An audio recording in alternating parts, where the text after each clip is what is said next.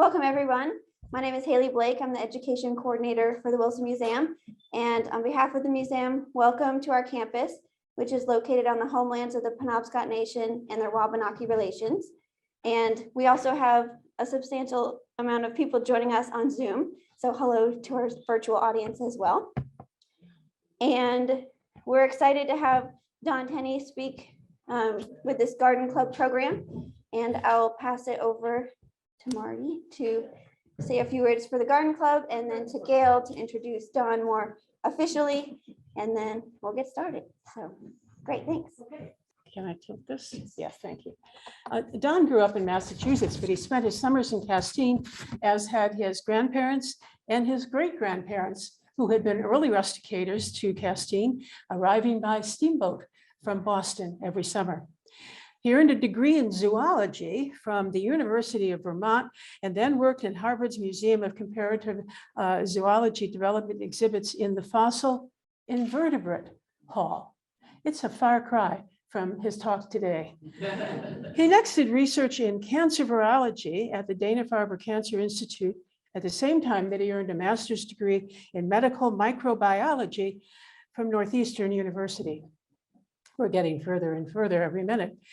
That degree sent him on an entire new path. He spent the bulk of his career with Bayer Healthcare and Siemens Healthcare in the development and manufacture of diagnostic products for the management of cancer. Marty and Don built their own house in Castine on Court Street in 2010 and moved here full-time in 2012 when they both retired from their respective careers. Both have given many volunteer hours, if not days or weeks, to Castine. Don was asked to join the tree committee in 2016 and became tree warden in September of 2021. And Marty, as you know, is the current president of the Castine Garden Club and soon to be the past president of the Castine Golf Club, past secretary of the Castine Golf Club. About 10 years ago, she combined both of her interests in a group effort to plant the pollinator garden that occupies the first tee at the golf course. I was part of that and nearly had a Belgian block dropped on my foot. Please join me in welcoming Don Tenney this morning.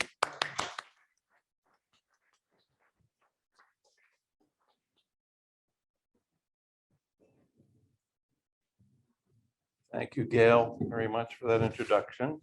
And I want to thank the Wilson Museum for hosting us here. And I want to thank the Garden Club for inviting me. Haley did a great job as well, setting up all of these wires, which make all of this possible here on my screen and at home too, for those that are watching from Zoom. I will say that in our test run yesterday, there's a little delay here and there. So if I'm looking at my screen and talking about something that isn't up there, it may be because of that, but we'll work through that. When I was first asked to speak about elm trees at breakfast, I said, oh, sure. No, piece of cake. No. Whoa. Little did I know that the volume of material out there about elm trees is enormous. And I had to work pretty hard to tame the beast, is what I call it, and cut this down to a manageable length of time, number of slides, etc. But I think you'll enjoy it. It's going to be fun. And in order to keep it better organized, I have a Tree Talk Topics table of contents. These are sort of the areas I'm going to be touching on. I'm going to do first the elm tree cultural history, the American landscape, and how important elm trees were to early settlers here and continued to be very important. I'm going to talk about a little bit of science. Don't be scared. It's not that hard. And then we're going to talk about Dutch elm disease and how it got here, where it came from, how it got here, and early research about Dutch elm disease and what we know about it today. A little citizen involvement and recognition of people is always useful and important here in Castine. I'm going to talk about the Arbor Day Foundation. The tree committee, which we now have as of actually 2009 is when it was first formed, and our elm ordinance and treatment program. That's what we'll talk there. The Breen tree is a case study, which is interesting. Replanting, what's a cultivar, what's a hybrid? A little memory lane, photos that might interest you. And then some inspiration from art and literature.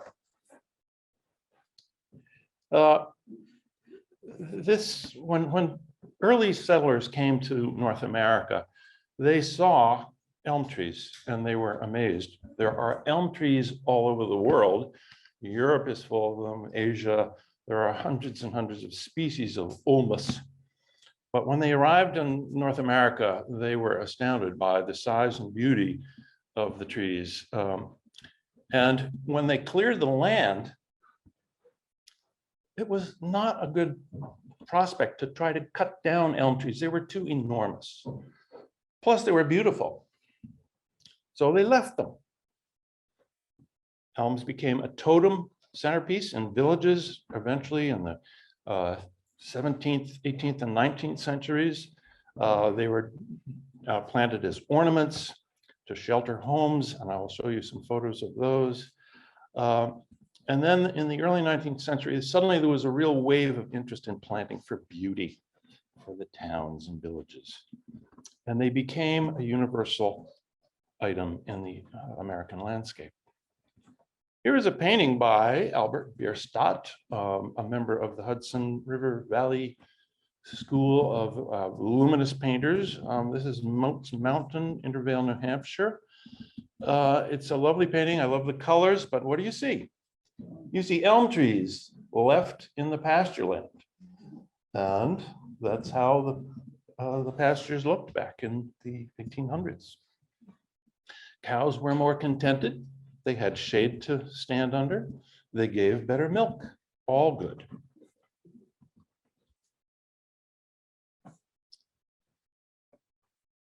In New England was really a dominant force in promoting elms and putting elms in their cities and having totem elms. Boston had the Liberty Tree elm, and I'll talk about that in a minute. Cambridge, the Washington elm, where George Washington apparently spoke and was a famous tree until it died of old age, basically. The Pittsfield elm, Pittsfield, Massachusetts, was a totem elm, very tall, with a high umbrella. Deerfield had the literary elm, Deerfield being an academic town. New Haven, Connecticut became known as the City of Elms and was world famous because of its elms. Litchfield, Connecticut, Northampton, Massachusetts, with the Jonathan Edwards elm. He was a theologian, philosopher who lived in Northampton. Longmeadow, Keene, New Hampshire, famous for its elms. This is just a sampling of the towns that promoted elms. The highest population of elms, natural elms, was in the Connecticut and Housatonic and Merrimack River valleys, where there were rich alluvial soils. They were known as the bottomlands, and elms did well in those environments. And this quotation, I think, is appropriate because of the nature of totem elms. The great size, beauty, grandeur, durability, and timelessness of an old elm made them ideal for commemoration of deeds and heroes. If you want to be recalled for something, said Donald Ross Peaty, something that you do, you will be well advised to do it under an elm. Here is a map from around 1934, developed by Joseph Edgar Chamberlain, showing elm tree populations, estimated elm tree populations around the country. Each dot represents 10,000 trees. Look at New England, look at Massachusetts, Connecticut, Rhode Island, southern New Hampshire, eastern New York. There are a lot of elms. And Elm Street, therefore, became a very common name for streets in America, particularly around New England and the Northeast. Has anyone here ever lived on an Elm Street? 1, 2, 3. Anyone live near one or have one in their town? 4, 5, 6, 7, 8, 9. So, yes. Marty and I brought up our family on Elm Street in Situate, Massachusetts. And yes, when we bought our home, there was an elm tree on the property. And yes, it was dead. And yes, we had to take it down. But we were glad to be on Elm Street because its historic name was Goose Dropping Lane.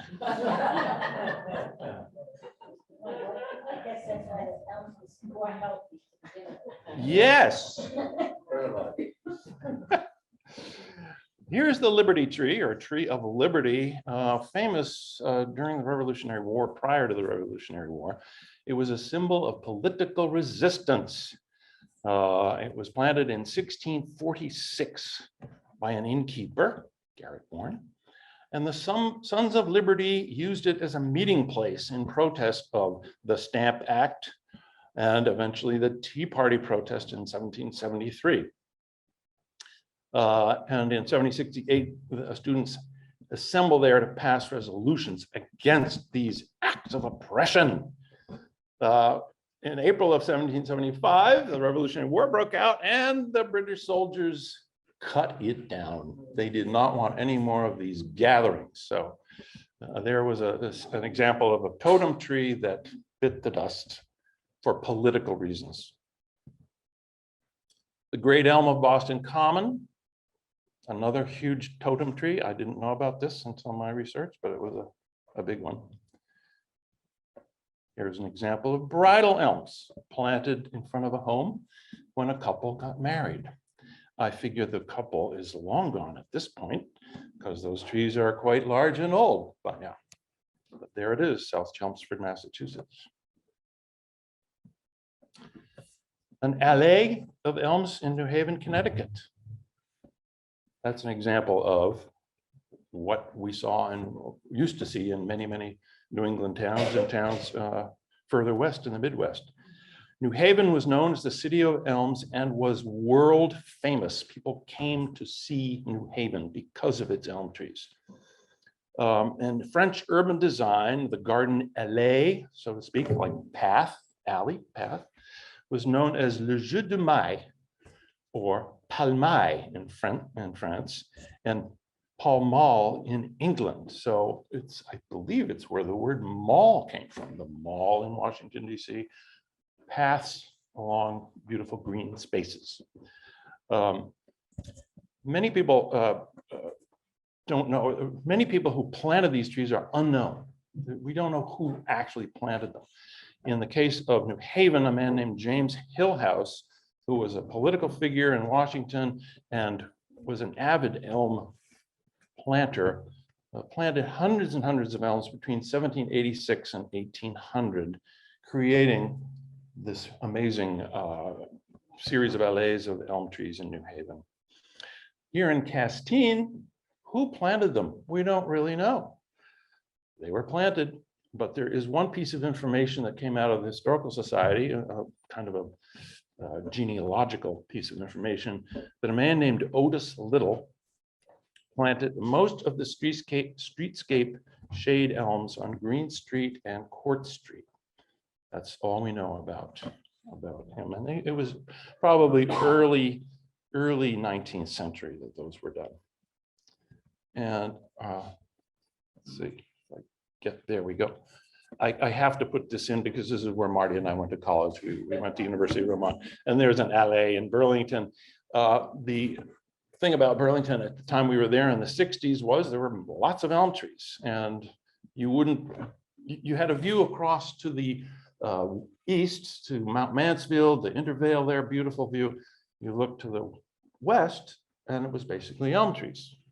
But after Dutch elm disease came through, you had suddenly a gorgeous view of Lake Champlain and New York. It was a stunning change.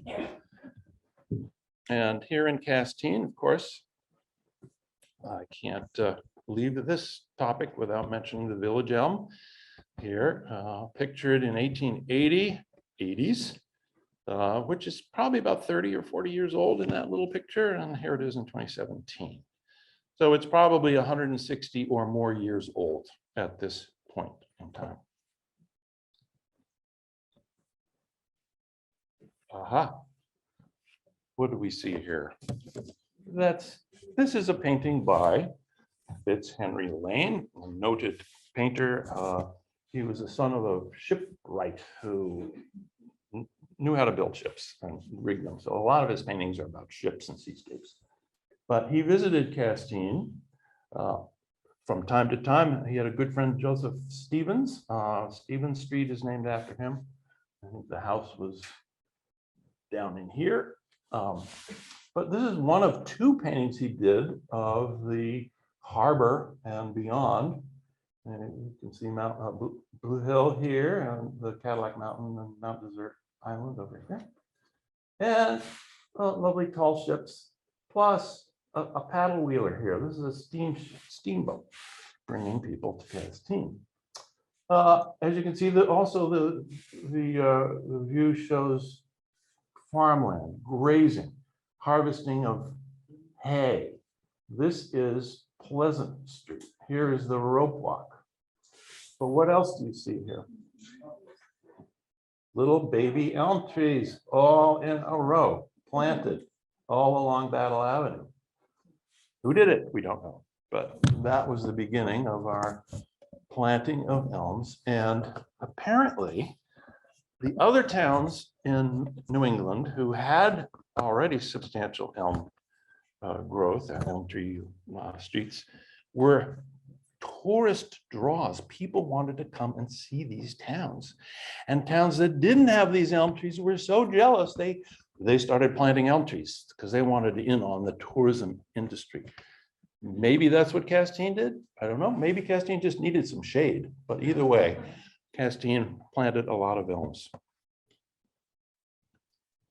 And I love this. The last will and testament of Solomon Sanborn, 1871. I wish to be composted for fertilizer, to contribute to the growth of an elm, American elm, to be planted in some rural thoroughfare, that the weary wayfarer may rest and innocent children may play beneath its umbrageous branches, rendered luxuriant by my remains. So, if you don't feel comfortable donating money to the Elm Tree Fund, you can donate yourself.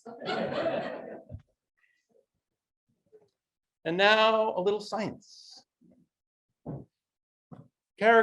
Classification. This is elm taxonomy. The kingdom is Plantae, of course, and there are a series of clades. The elm is an angiosperm, meaning it has its seed in a fruit. And it's family Ulmaceae, all family names end in that EAE kind of suffix. Ulmus on species Ulmus americana. I looked at Rosales, the order, which is quite large, and well-known members, you'd be interested to know, well-known members of the Rosales include roses, of course, strawberries, blackberries, raspberries, apples, pears, plums, peaches, apricots, almonds, rowan, I don't know what that is, hawthorn, jujube, elms, of course, banyans, figs, mulberries, breadfruit, nettles, hops, beer, and cannabis, weed. So the elm tree is in good company. Characteristics. The elm is deciduous, it's monoecious. That means male and female parts are on the same plant. It is tetraploid, very unusual. 80% of these plants are tetraploid, meaning they have double the number of chromosomes that normally we are diploid. We have 2 sets of chromosomes. They have 4. So that's unusual. The leaves are alternate, and you'll see a picture of that. They're double serrate margins. They're wind pollinated. So the flowers on them do not have petals. They don't need to attract a pollinator. All wind pollinated. The flowers are also protogynous, meaning the female parts mature before the male parts. That's to prevent self-fertilization to the extent it can happen. And the flowers emerge before the leaves. The fruit or seed is known as a samara or a winged achene. It is designed to float through the air when it is released from the tree. It has a little papery wing. And for those who walk along the streets of Castine where there are elms, notably Court Street, if you happen to look down along the roadside, you will see these in hundreds and hundreds of them all along the street. Also, interestingly, the elm is insensitive to photoperiod and continues growing happily until the first frost. So there is no specific life cycle or photoperiod shut-off time. It's all about temperature. And here is a map showing the native range. You saw that dotted map before and how many were off in the West Coast. Well, people took them to the West Coast because they wanted them there. But here's the range, Nova Scotia to southern Alberta, down to central Florida and northern central Texas and northern Florida. Natural range where these trees really evolved to be what they are. Here are April 26th. This is an example of a flower on a branch that I found along my walk. And as you can see, zooming in, these are the stigma. And these are the anthers, two on the same flower. And a little later on, see if I can get there. There we are. It's not showing up on my computer. There we go. Here we have the Samara, the seed, which has these little hooks. I'm not sure what they are useful for. As you can see, the margins have little hairs, and that probably aids in their ability to float through the air and be distributed. That's May 8th. And then later, May 26th, here we have the new growth. This is all the new growth, which is green here. And the leaves are alternate with serrated margins. These are all serrated margins. This was last year's growth, and from last year's growth come new little twiglets and their own alternate leaves. And there's one characteristic about elms that wasn't listed under the scientific characteristics, but I still think it's relevant. The shape and beauty, the tall vase-like umbrella of an elm. Okay, let's look at a tree trunk. Ever looked at a tree trunk? Only on the outside, I know. But here is an example of a basic trunk. And the two important parts of this tree relative to Dutch elm disease and the elm trees is the xylem, or the sapwood, which is this lighter wood here. The xylem is the water transport tissue of the tree. It draws water up from the roots out to the leaves, and the stomata on the leaves either releases extra water or they close and hold it in. Plants have that ability to maintain turgor pressure through the stomata in the leaves. So that's where all the water comes from. And this is where the nasty Dutch elm disease likes to penetrate. It's also the tissue where we do treatment of trees. We'll talk about that later. This part is the inner bark, and this is where the beetle likes to drill in and make his little home. And that's the phloem area. It's nice, succulent, juicy tissue full of nutrients that come down from the leaves. So that's the nutrient area of the tree. And it's also the part of the tree that grows a new growth ring every year. Okay, elm trees under attack. Dutch elm. It was first detected in Europe, and Europe has a lot of elm trees. It was devastating Europe in the early 20th century. And its likely origin, the fungus at least, is from Asia, because Asian elms are quite resistant to the disease.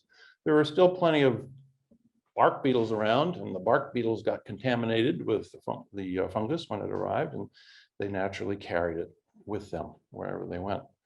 It's a fungus known as Ophiostoma ulmi. It is particularly happy in an elm tree. And it arrived in the US in early 1930s, 1930, 31, apparently in wood from France, not from Holland. And later in the 1940s, a more virulent Novo ulmi species appeared. and outcompeted the Ulmi species. It got worse. The wood that came in was shipped to an Ohio furniture company in Cleveland. I've seen Cleveland, I've seen Columbus. It's a city that begins with C in Ohio, whichever. It's not consistent in the record at least, but I believe Cleveland is the place where the furniture company was. And beetles aren't the only way this disease can spread. Root grafts are an important element of the disease spread. These trees have the ability to talk to each other underground.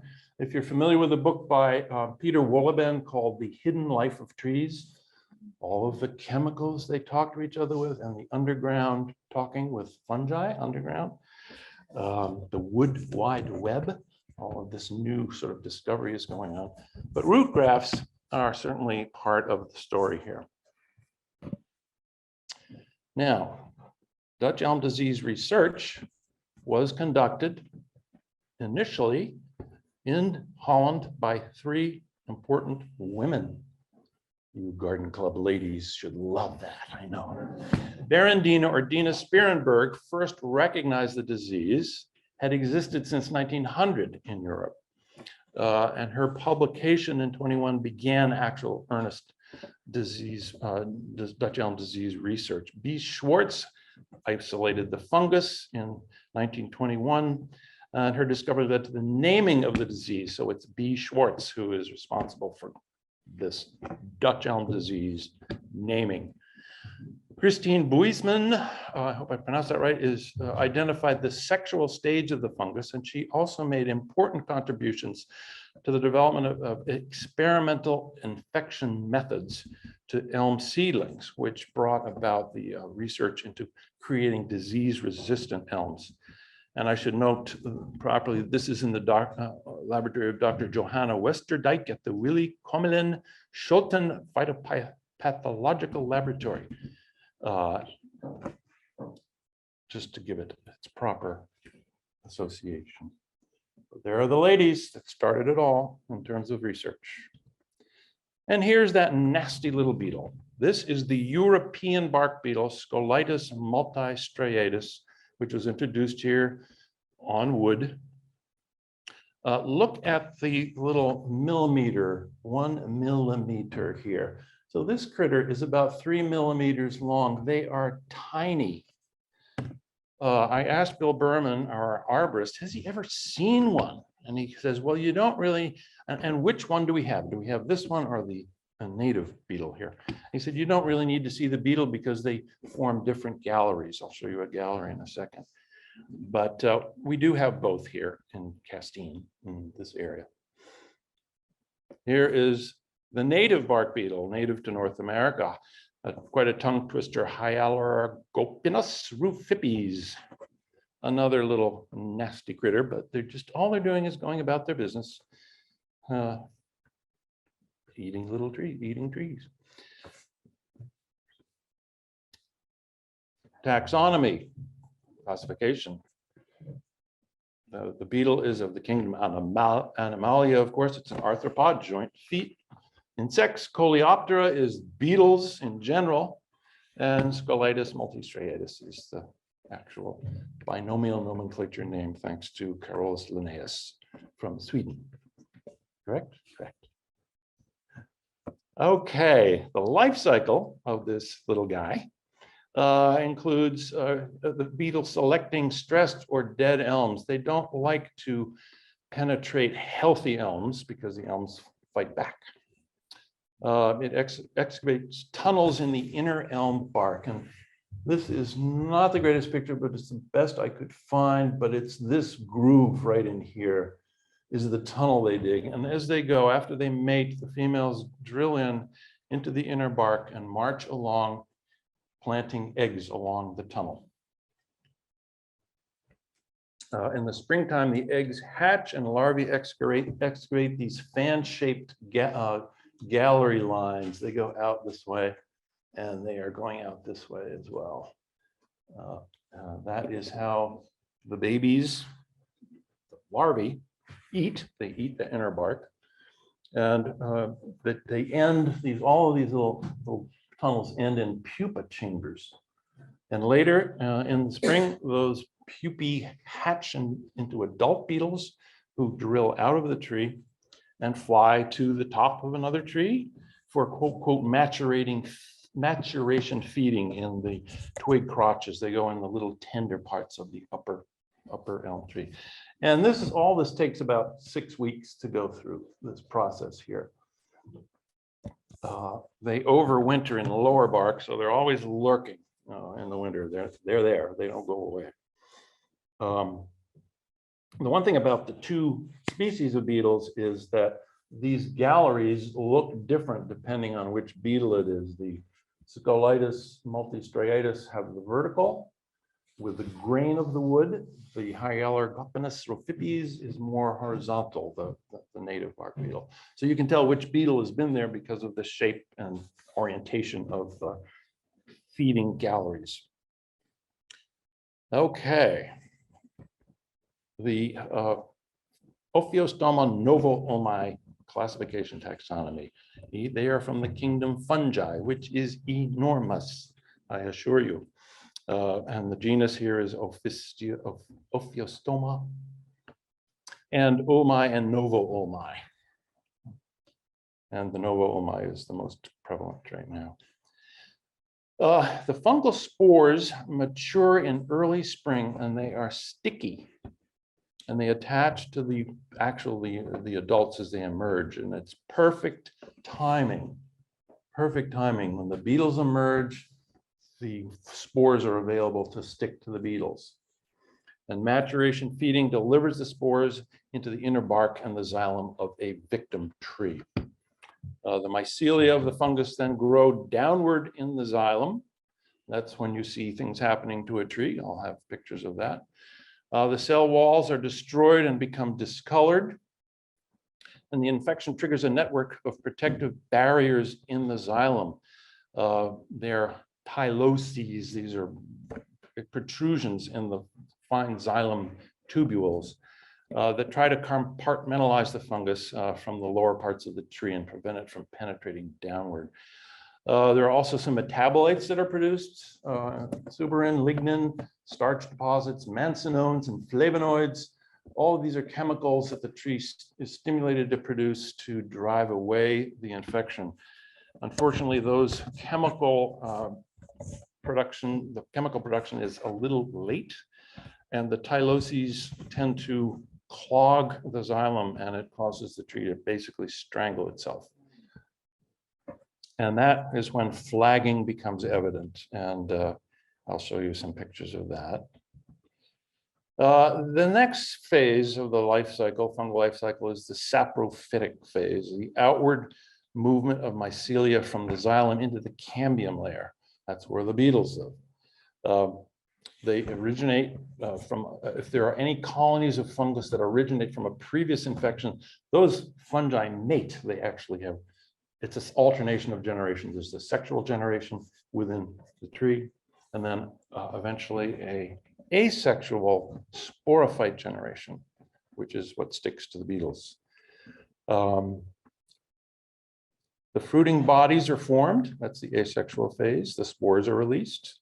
And this timing, as I mentioned before, is critical to the disease. Here is the fungus with its mycelia, and then the stalks and fruiting bodies. These bear the spores that are released. This relationship between the beetle and the fungus is a form of symbiosis. It is called commensalism, and commensalism is described as a relationship where one organism benefits from the relationship while the other neither benefits nor is harmed. Fungal spores, sticky spores, are not air dispersed. They get a guaranteed free ride to a new area to be infected. It's called Uber. And it is an exquisitely well-timed and unfortunately deadly symbiotic relationship. I want to talk about some of the events that happened that caused huge increases in the spread of Dutch elm disease. The first is the Great New England Hurricane of September 1938. The path went right up the Connecticut River to Vermont and off into Ontario, right up through the heartland of elm country. It had wind gusts of up to 180 miles an hour. Tens of thousands of elms and other trees were flattened, and it left a path of debris. The beetles loved it because they were dead trees. They were not able to fight back, and they took advantage. And this pushed the range of Dutch elm disease northward. The other factor was that when World War II broke out, manpower that was used to fight Dutch elm disease, these were the Civilian Conservation Corps during the Depression. These were thousands of guys, tens of thousands of guys that were hired to go out and find trees that were sick and take them down, remove them to try to stop the disease from spreading. And they were all sent to war, and the whole effort to stop the spread of disease was terminated in 1941. And this is a very sordid tale about the fight against Dutch elm disease. DDT, dichlorodimethyl trichloroethane, was invented by German scientists in 1874, but was later found useful in wartime to eradicate malaria mosquitoes and delouse prisoners. Ooh. It's known as a recalcitrant molecule. It is inert to enzyme degradation. It is a synthetic molecule. There are no natural decomposer enzymes that break it down. So it hangs around for a long time. DDT spraying became the chief means of combating Dutch elm disease in the late 40s and in the 50s, but it did little to stop DED progression. Songbird populations were wiped out. The robins were devastated. Trees were sprayed with this stuff and it dripped on the ground and contaminated the worms, and the robins ate the worms, and either they died or they could not reproduce because of their integrity of their shells of their eggs was compromised, as was the case with of course, the bald eagle. This fiasco became the basis of the book Silent Spring by Rachel Carson, which was published in 1962, and stimulated the formal end of DDT in June 14th, 1972 by EPA head Williams Ruckelshaus, who you may remember that name. And tomorrow will be the 51st anniversary of the termination of the use of DDT. So there we go. By the way, my brothers and I lived in Milton, Massachusetts, grew up there, and we had a large elm tree straddling up our property and our neighbor's property. The gentleman next to us was very concerned about Dutch elm disease. One tree had already been lost on the other side of our property, but he paid for spraying. And every year we're playing under a tree that, oh no, suddenly the guys were here with their hoses, and the invention of hydraulic spraying systems was fairly recent. It was a late 40s invention. And we would have to step back. We never got any warnings. We never were told, please stay inside, please keep your pets inside, yada, yada. No, it was just, we're here to do our job. And they would shoot this liquid up into the elm, like 150 feet up, dripping. And I guess it was DDT. But Dave and I are still here. I don't know how.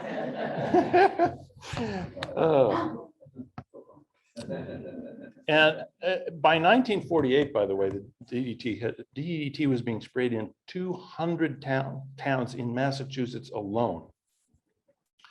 So it was a big deal, and it was a nasty event. 3 decades of DDT use, the 40s, 50s, 60s, into the 70s. 1.35 billion pounds of DDT was applied domestically. Much of it to combat Dutch elm disease, which didn't work.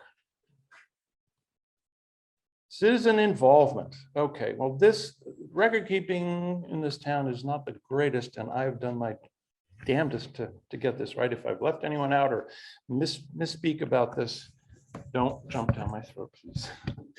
But the ladies who saved our elms, that would be the initial effort was spearheaded by Margaret Booth, who was very concerned about this influx of Dutch elm disease. She hired humane professor Richard Campana, who was a very significant researcher in elm health. He experimented with a fungicide and it stopped the progression of the disease in Castine. I remember seeing these tanks strapped around trees all over town, thinking, ooh, this is serious. They're really trying to get things accomplished. But Margaret and her committee, whom I don't have names of, I've spoken to Robin Booth about it, and she really doesn't know who all the committee members were. Then there's the Castine Garden Club. What do you know? Well, they had a street tree study committee chaired by Margaret Gregory, who was a very powerful force in trying to get our elm trees treated properly and cared for. Here is the list of participants. Notably here, Julie Vandegraff and Jack Burke did fundraising in the Panagoet with their elm tree dinners for many years. I don't have records of how many. I looked in lots of town reports and I found one saying their 7th year of the elm dinner. I just don't know how many they did. Also, Kathy Eaton and let's see, I think it's Jody Wiley, who isn't listed here. They hooked a rug, which was designed by Margaret Gregory as a fundraiser. And I don't have records of what other people did. I'm sure you did your thing too. But the Garden Club was very much of a participant in 2008. And they hired a company from Camden called Johnson's Arboriculture Tree Keepers LLC to do an inventory and management assessment of the elm trees in Castine. That was a little bit of a controversial time because one of the items that was important was the post office elm and how they could save it. And they came in and tried to cable it and save it for a few years. But they also took an inventory of the elms in the town. But they're all in pen and ink on ledger sheets, which is hard to search for things like that. I met Nancy Caudle Johnson at a recent event in Augusta, which I'll mention. And I said, Nancy, could you just give me your email and I can find, and she goes, I don't do email. So anyway, those records and a lot of other records that Julie Vandegraff had, she had been our chair of our tree committee from I think probably 12 all the way up to when she left Castine, were damaged in the fire at the Panagoet. They were soaked, and trying to peel them apart is a challenge. I have them all, and I have the report that the Johnson's Arboriculture did, but it's kind of damaged and some of the ink is blurred, unfortunately. Nancy did tell me that she was willing to copy it all for us, but not this year. Pat Mordecai was another important woman after Margaret Gregory died, sadly. Mordecai took up the effort in Castine, and one of the key elements is the formation of our town as a Tree City USA certified town by the National Arbor Day Foundation. This is a quote, a special day set aside for planting of trees. And it was first observed, the idea came to be in 1872 in Nebraska, of all places, founded by a man named J. Sterling Morton. And it is now nationwide. There are Tree City USA designated towns and cities all over the country. The 4 key elements are maintain a tree committee, got that. Enact a community tree care ordinance, we've got that. Spend at least $2 per capita per year on urban forestry, we definitely have that. And Arbor Day observance and a proclamation reading, we do that. Pat was the first chairperson of the Castine Tree Committee when it was formed in 2009, when we had our ordinance formed. But I can't leave this without mentioning the boys. Al Baggett, who was our tree warden for many, many years, as well as Fod Bowden. They were instrumental in trying to keep the disease at bay. All of the town reports that I've read have Al Baggett saying we've did some pruning, preventive pruning. We've been active in this and we're trying to keep the disease at bay. So there they are receiving an award in September of 2011. And I think it's very cute that Fod said, I believe you'll find in this plaque they got that's a maple tree. Not an elm. Very cute, very cute. Okay. Recently, if I can get my computer to respond, there we go. We were invited, the town, Sean and I were invited to the annual Arbor Week Awards ceremony in Augusta. Maine celebrates Arbor Week. It's the third full week in May. And it's sponsored by, and this is a mouthful, the Department of Agriculture, Conservation and Forestry's Project Canopy and Maine's Urban and Community Forestry Program from the Maine Forest Service. It recognizes outstanding contributions to tree conservation, sustainable forestry practices statewide. Here are the Tree City USA Awards for Maine. And you can see we're in there at 14 years and counting now.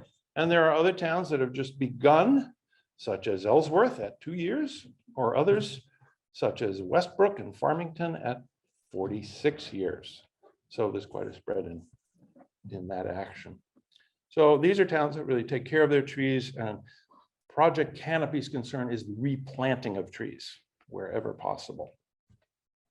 Here's the group all lined up in front of a beautiful barn at the Viles Arboretum. This is right across the river from the State House in Augusta.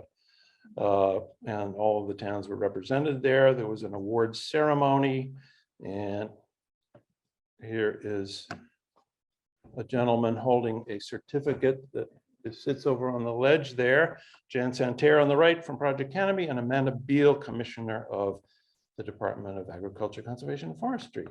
And Jan stated in her introduction that Castine is one of the few places in the United States where elm trees continue to grow. And Castine spends more per capita on its trees than any other community in Maine at $30. Okay, action. We have a plan and it's continuing. We have a tree committee, and those are our members right now. We have an ordinance that was enacted in 2009. That ordinance is important, and there's some salient points from it that you all would love to know about.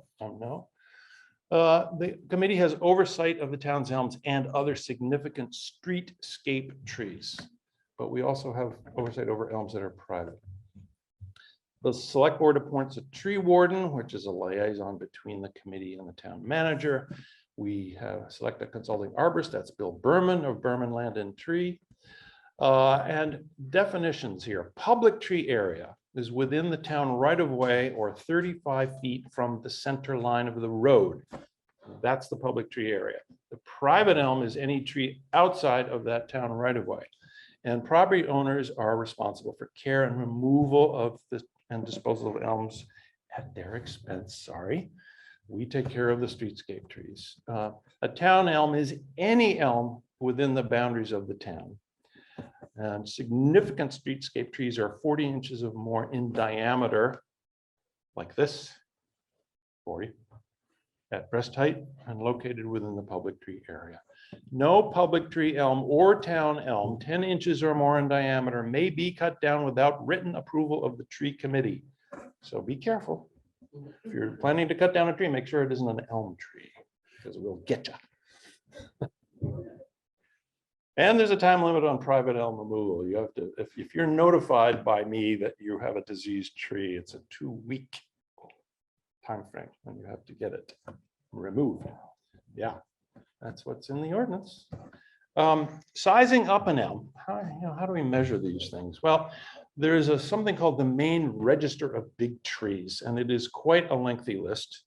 And the way they do it is they use the circumference in inches, not the diameter, the overall height in feet of the crown, and the crown width times 0.25, a quarter of the crown width.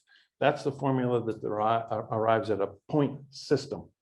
We use diameter at breast height, as I mentioned, for our use. That's a common arboriculture method. Notable elms, Herbie, you may have heard of Herbie. He lived in Falmouth. He was 373 points with a DBH of 76 inches. That's wider than I am tall. That's a big tree. It was removed in 2010. Apparently Herbie suffered from 17 attacks of Dutch elm disease. Incredible. The Breen tree here in Castine was at 335 points, DBH of 64 inches. Unfortunately, had to be removed in 2021 due to Dutch elm disease. That was at the beginning, essentially the beginning of our treatment plan, and we didn't get to the Breen tree. That's a tree that's on the corner, was on the corner of Pleasant and Court, opposite Rosemary Pierce's front door, basically. It was a big tree. But I'm assuming it was the Breen tree because Pat Mordecai submitted it to be part of the main register of big trees. It lists Castine. It does not list where in Castine, but it lists Ulmus americana. I would like to have had more information, but I'm quite sure that was the tree because Jan Santerre always took note of it. We tag all of our trees. We have had them tagged in the past. I don't have records of who did it or where those records are. But more recently, Bill Berman, when he was hired to be our arborist, re-tagged all of the trees and used geographic information system technology to specifically locate where those trees are. The map over here showing Castine has tiny little X's with little numbers, and those are where each tree exists in Castine. It was all done technologically using computers and email. Here is our just a snapshot page of one of our database pages. Henry Jackson, Betsy's son, was very, very helpful with updating this. As some of you geeks may know, a database consists of a back end and a front end if it's done properly. The back end is just the records, which is more than this. We have more than this, but it's just the columns are the fields, location, street, private or public, so forth. And then the horizontals are the records of each tree. Records and fields, that's good, but you can do more. You can click on one of those numbers and you can get an actual page for a particular tree where you can enter what you've been doing to it or what it looks like or what has been done to it or whether it's been removed. So you can keep records this way much, much more easily. The care program includes a chemical, which doesn't get sprayed.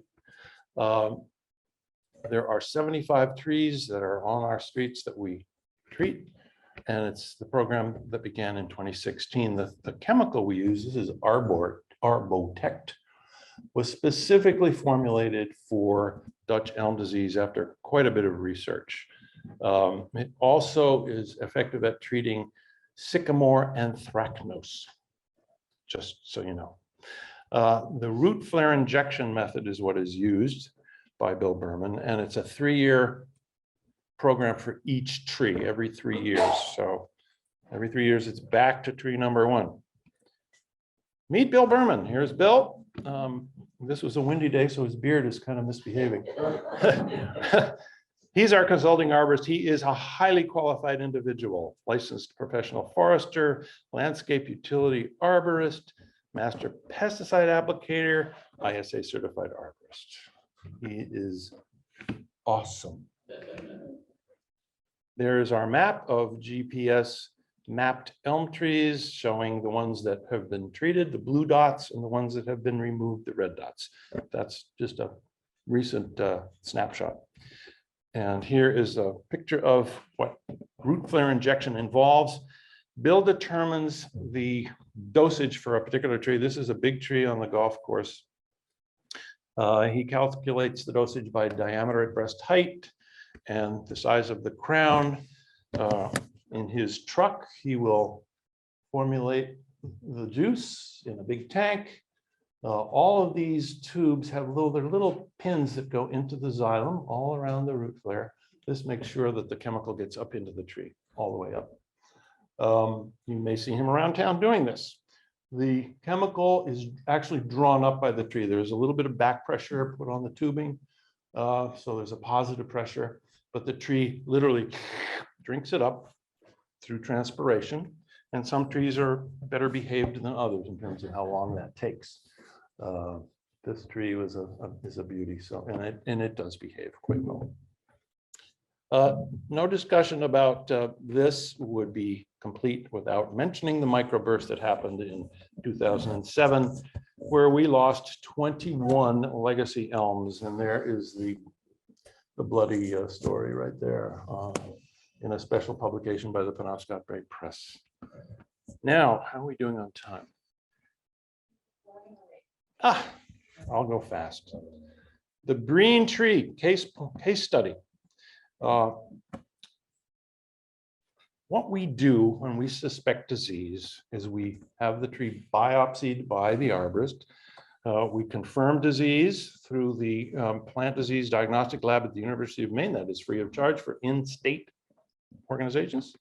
We prune the tree and treat it with a therapeutic treatment called propiconazole. Again, administered by root flare injection. The removal, if it has to happen, happens quickly. And by the way, no ArborTech treated trees have disease to date, knock on wood. Here is the green tree. Seen flagging. I saw this one day and I was like, uh-oh, this yellow. Here's a close-up of it. And this is where the beetles obviously got in and started munching and spreading the fungus. That was August 10th of 16. The leader was removed. You can see a gap in here. There's a big chunk of the tree has been removed. And it was treated with Alamo and lasted for a few years till 2021 when it had to be removed. Here's a sapwood staining. This is this indication of the fungus right in here, this coloration. And also on this. This is a cookie. This is called a cookie because we're going to talk about cookies in a second. It's a disc taken out of one of the trunks.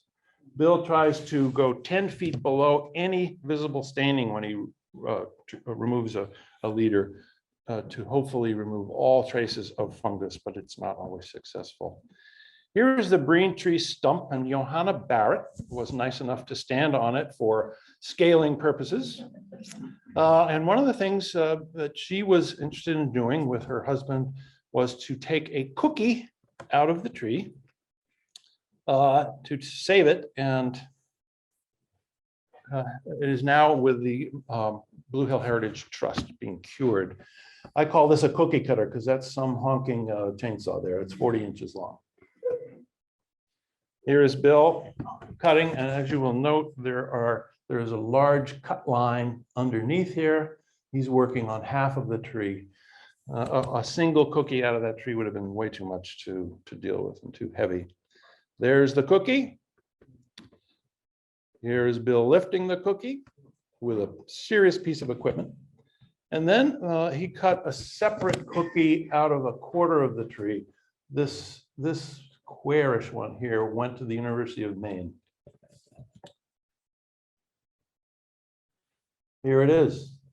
I've talked with Jay Wason, Dr. Jay Wason of the Wason Lab of Forest Ecosystem Physiology at the University of Maine. He was very interested in getting a piece of a very, very old elm. And he put that orange tape on it to draw in what the age of the tree might be. And he estimated it to be 163 years old with a starting date of 1857. So there it is. It's all dried and cured. And by the way, he said he would be happy to have a student do further research on it and determine weather-related and other event occurrences in this tree. So if anyone has an extra $8,000, he'd be happy to take your money for a student. We also, our complete treatment of trees involves a sad task also of stump grinding, which is another aspect of what we do. We don't want stumps sitting around all over town. Replanting.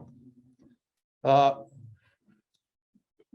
town reports that I found indicated that more than 30 disease-resistant elms were purchased in 2000 and planted around town. And then another report in 2004 indicates that 48 disease-resistant trees were planted around town. There are no records available as to what variety of disease-resistant elms were planted, which was very unfortunate. I went to Karen Modica and I said, is there any possible records in town? And she said, no, we get rid of our invoices after 7 years. Well, I get an email 15 minutes later. Oh, guess what? I found an invoice for 30 American elms. Liberty is the variety. This is a cultivar, a selected tree, which is what we apparently have all over town. I'm not getting a response on my computer. Here we go.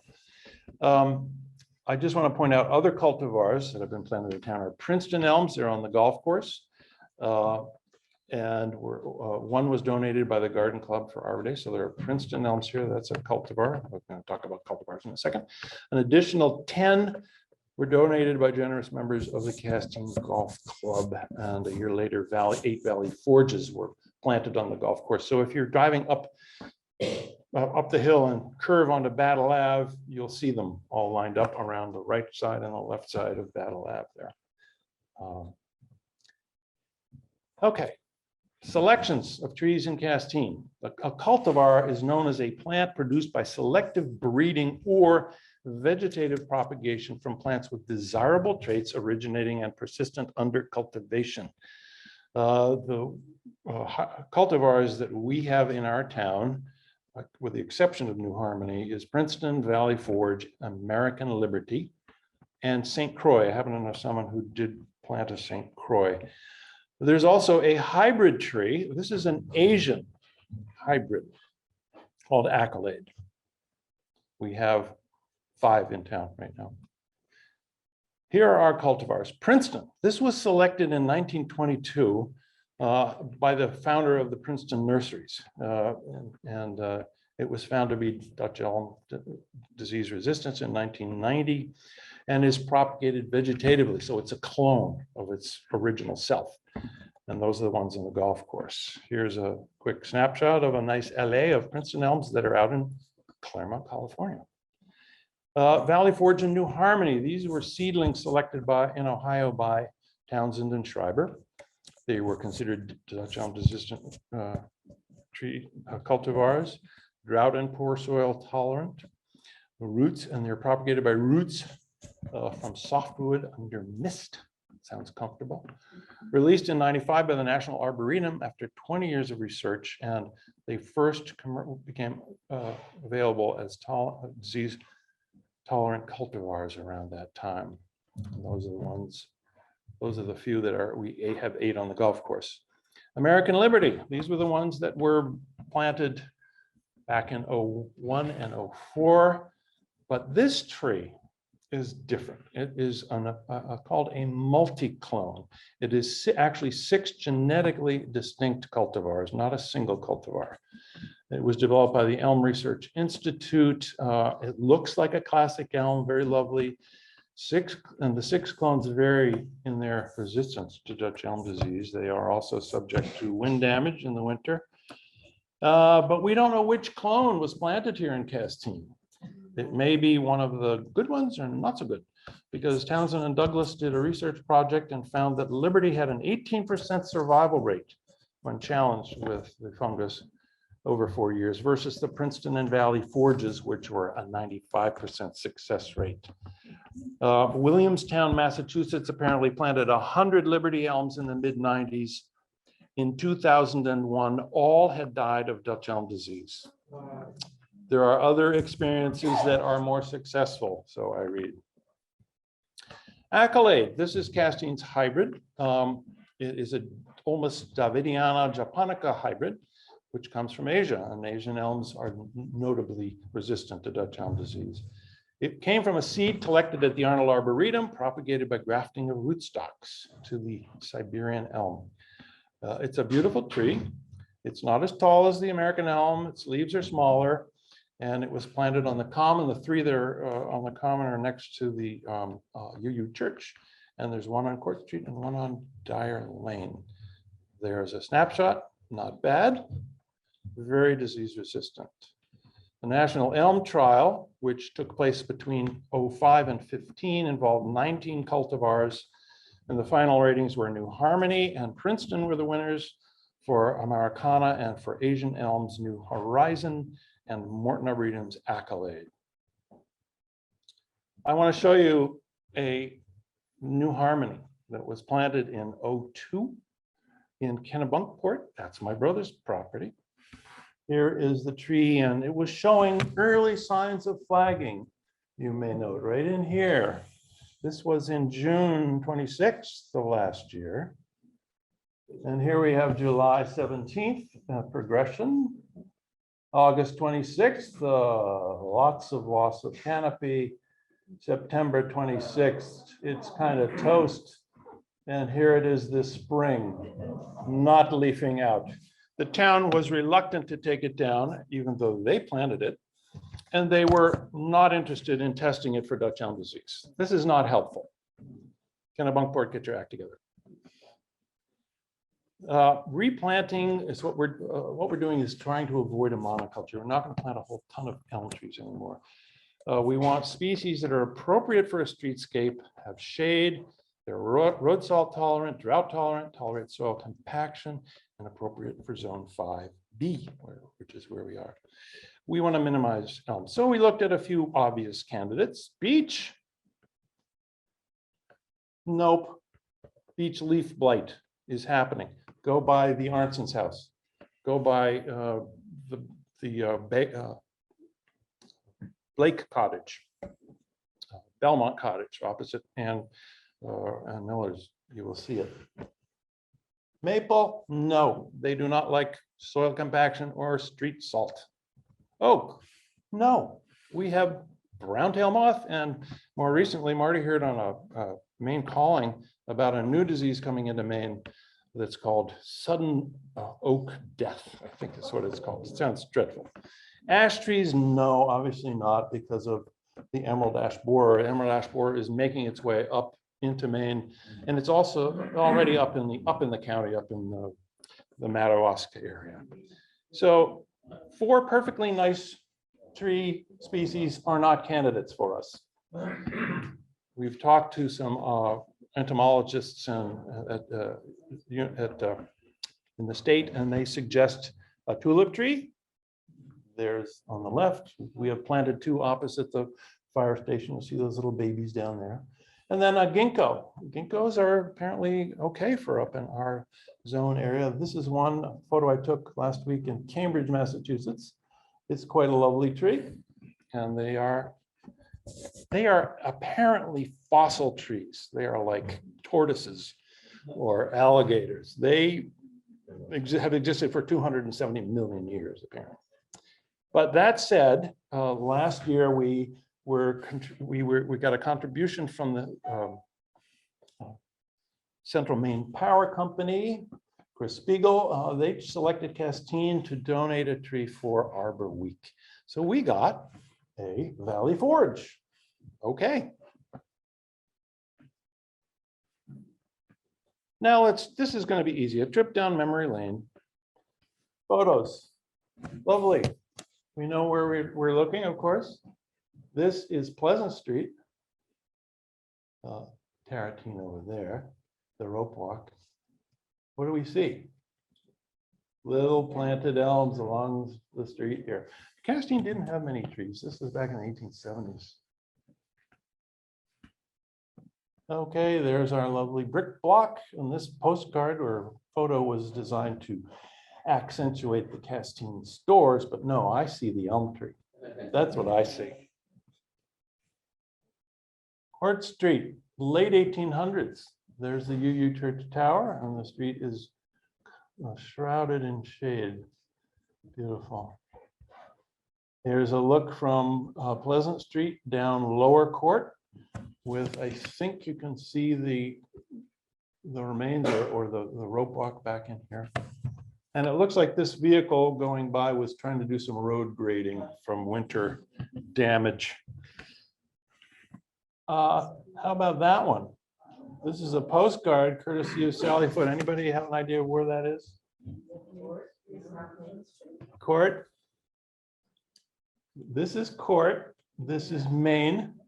These big elms are on the Del Davis's property. This is the Van Horn. Actually, it was Elizabeth Crosby's property back in the day. And this actually is the roof of the Days house here. But there is quite a shady town with dirt roads. The Castine Common was covered in elms back in the early 20th century.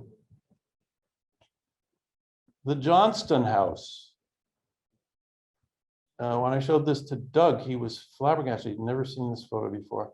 Looks like the house is painted like a dark, like a reddish or something like that. But it is undated. How about this one? This is the Shears, used to be Dorothy Blake's. Looks like it's in the 60s based on the car there. It's undated. Here is the Van Horn house, Elizabeth Crosby's.